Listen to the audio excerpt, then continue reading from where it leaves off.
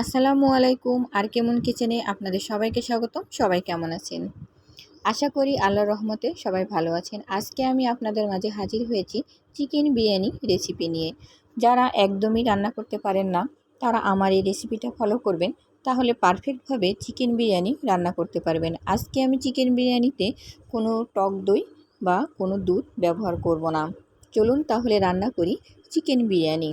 এখানে আমি চিকেনটা খুব ভালো করে ধুয়ে নিয়ে নিয়েছি। দিয়ে দিলাম 2 টেবিল চামচ আদা রসুনের পেস্ট, 1 টেবিল চামচ জিরার পেস্ট, পরিমাণ মতো লবণ, 1 টেবিল চামচ মরিচের গুঁড়া, 1 চা চামচ গরম মশলার পেস্ট। আপনারা চাইলে গরম মশলার গুঁড়া দিতে পারেন। আর আমি এখানে দিয়ে দিলাম রাঁধুনি রেডিমিক্স বিরিয়ানি মশলা, দিলাম পরিমাণ মতো তেল। এবার মাংসগুলো খুব সুন্দর করে মাখিয়ে নেব। মাংস মাখানো হয়ে গেছে। এবার দিয়ে দিলাম টমেটো সস দিয়ে ম্যারিনেট করে আধা ঘন্টার জন্য মাংসগুলো আমি রেখে দেব। সিদ্ধ করে ডিমগুলো ভেজে নিচ্ছি। এখানে 4টা ডিম সিদ্ধ করেছি, 2টা ডিমের ভিডিও করা হয়নি, 2টা ডিমের ভিডিও দিলাম। আলুগুলোও আমি সিদ্ধ করে নিয়েছি। এবার হলুদ লবণ দিয়ে তেলে ভেজে নেব। দেখতেই পাচ্ছেন আলুগুলো আমি সুন্দর করে ভেজে নিচ্ছি। ভাজা হয়ে গেছে। একে একে সব আলুগুলো উঠিয়ে নিচ্ছি। আপনারা চাইলে কাঁচা আলু ভেজে নিতে পারেন, তবে সিদ্ধ করে দিলেই মনে হয় ভালো হয়।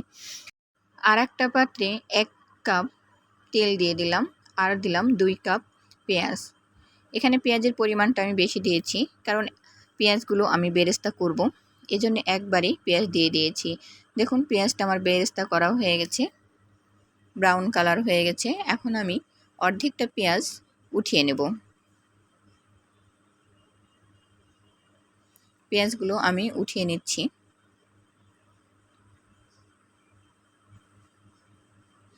পেঁয়াজ উঠানো হয়ে গেছে। এখন ম্যারিনেট করা মাংসগুলো আমি বাকি বেরেস্তার ভিতরে দিয়ে দিলাম এবং আস্তে আস্তে কষিয়ে নিচ্ছি। খুব সুন্দর করে কষিয়ে নিতে হবে। এখানে কোনো এক্সট্রা পানি ব্যবহার করা যাবে না। মাংস থেকে যে পানি বের হবে তাতেই মাংসগুলো সিদ্ধ হয়ে যাবে। এজন্য আপনারা কেউ এক্সট্রা পানি ব্যবহার করবেন না। দেখুন মাংস কষানো আমার হয়ে গেছে, উপরে তেল উঠে গেছে এবং মাংসটা রান্না শেষ। আর একটা পাত্রে পানি গরম করতে দিয়েছি, আর পানির ভিতরে দিয়েছি তেজপাতা, লবঙ্গ, দারুচিনি, ছোট এলাচ, কাঁচামরিচ, আর দিয়েছি তেল। তেলটা আপনারা অবশ্যই দিবেন, কারণ তেল দেওয়ার কারণে ভাতটা ঝরঝরা হবে, একটার সঙ্গে আরেকটা লেগে যাবে না। আর আজকে আমি চিকেন বিরিয়ানি রান্না করব বাসমতি চাল দিয়ে, এজন্য চালটা আমি 1 ঘন্টা ভিজিয়ে রেখেছি। আপনারা চাইলে সাধারণ পোলাওর চাল দিয়েও রান্না করতে পারেন। পানিটা এখানে ফুটে উঠেছে। ভিজিয়ে রাখা বাসমতি চালগুলো এখন পানিতে দিয়ে দেব। একটু নেড়ে দিচ্ছি যেন দলা পেকে না যায়। কিছুক্ষণ রান্না করে নেব সিদ্ধ হওয়া পর্যন্ত। চালটা আমার সিদ্ধ হয়ে গেছে, এই যে দেখতে পাচ্ছেন সিদ্ধ হয়ে গেছে। আমি প্রায় 90%ই সিদ্ধ করে নিলাম। এখন একটা ছাকনাতে ভাতগুলো ঢেলে নেব। এই যে ভাতগুলো ঢেলে নিয়েছি, দেখুন কতটা ঝরঝরা হয়েছে, খুবই সুন্দর হয়েছে। এ পর্যায়ে আরেকটি পাত্রে ভাতগুলোর অর্ধেকটা দিয়ে দিচ্ছি। এবার কষিয়ে রাখা মাংসগুলো দিয়ে দিলাম। ভাজা ডিমগুলো একে একে সাজিয়ে দিচ্ছি, আলু। এবার বাকি ভাতগুলো এর উপরে দিয়ে দেব। বিরিয়ানিতে কিন্তু ঘি দিতে ভুলবেন না। আমি এই যে ভাতের ওপরে ঘিটা দিয়ে দিচ্ছি। ঘি দেওয়া শেষ এবং বেরেস্তা দিয়ে সুন্দর করে সাজিয়ে নিচ্ছি।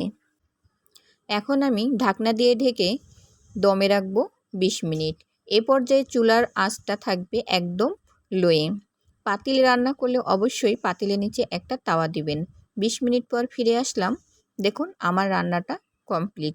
দেখতে কত সুন্দর হয়েছে। আমার রান্নাটি যদি ভালো লেগে থাকে তাহলে অবশ্যই লাইক, কমেন্ট, শেয়ার করবেন। আর আপনারা একবার হলেও ট্রাই করে দেখবেন। কেমন হয়েছে আমাকে কমেন্ট করে জানাবেন। সবাই ভালো থাকুন, সুস্থ থাকুন। আল্লাহ হাফেজ।